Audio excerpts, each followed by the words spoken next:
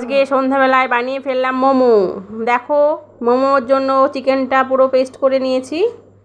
এবার মশলাগুলো এক এক করে কেটে নেওয়া হয়েছে, সমস্ত রকম মশলা আছে এর মধ্যে।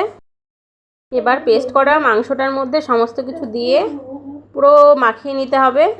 এর মধ্যে দিয়ে দিলাম পেঁয়াজ কুচি, ধনেপাতা কুচি আছে, লঙ্কা কুচি আছে, আদা রসুন পেস্ট আছে, লবণ দিলাম একটু, কিছুটা পরিমাণ সোয়া সসও দিলাম, একটু ভিনিগার দিলাম, লাস্টে একটু গোলমরিচ দিয়ে দিলাম। সমস্ত কিছু দিয়ে ওর মধ্যে ভালো করে মাখিয়ে নিলাম। তারপর মাখানোর পরে দেখো কিছুটা পরে ময়দাগুলো লেচি কাটা ছিল সেগুলো এক এক করে বেলে নিলাম। বেলে নিয়ে মোমো আকৃতি করে নিলাম। পারি না তেমন, তাও চেষ্টা করলাম কিছুটা দেওয়ার আকৃতি। কেমন লাগলো একটু দেখে বলো তোমরা সবাই। তারপর দেখো আমি বাড়িতে এভাবেই করি।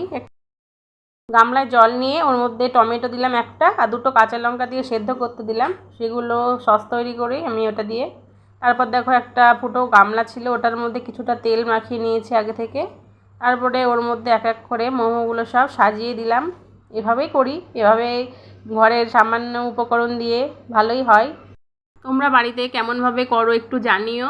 দেখো আমি সমস্তগুলো সাজিয়ে দিচ্ছি এক এক করে। তারপর কিছুক্ষণ পরে দেখো রেডি হয়ে গেল মোমো। তার জন্য প্লেটে দেখো রেডি করে নিলাম মোমো এবং চাটনি।